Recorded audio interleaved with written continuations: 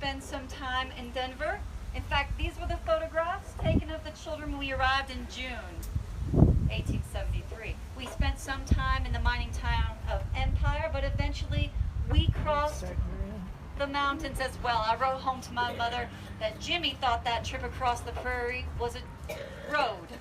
He said he wanted to go where there are no more roads, just trails, and barely a trail at that. If I thought the journey across the prairie was difficult, it was nothing compared to crossing the Continental Divide Mountains in that covered wagon.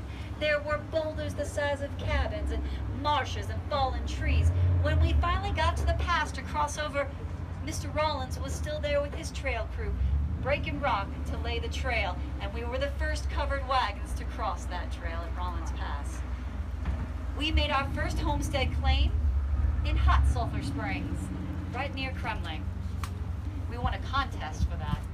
And my husband had already acquired several head of cattle, and he couldn't winter there with them. There wasn't enough food for the animals. So he was at a cow camp about 50 miles away, while I was in the Hot Sulphur Springs cabin with the children in the dirt roof and the dirt floor. Sometimes it was so cold. That was the coldest winter of my life, I believe.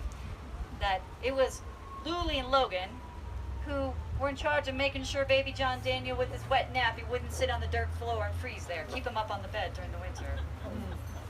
At last, my husband went looking for something better. We weren't happy in Hot Sulphur Springs, and he had heard from others about mineral springs. In this place, one of them was called the Steamboat Spring.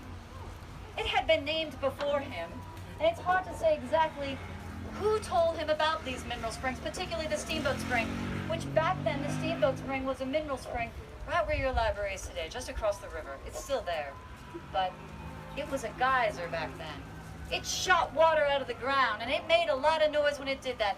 It reminded people in the 1860s of a steamboat, and there never were steamboats here on the rivers, but those were those big paddle boats that would push their way with steam heat up places like the Mississippi River, and that's what that geyser reminded people of.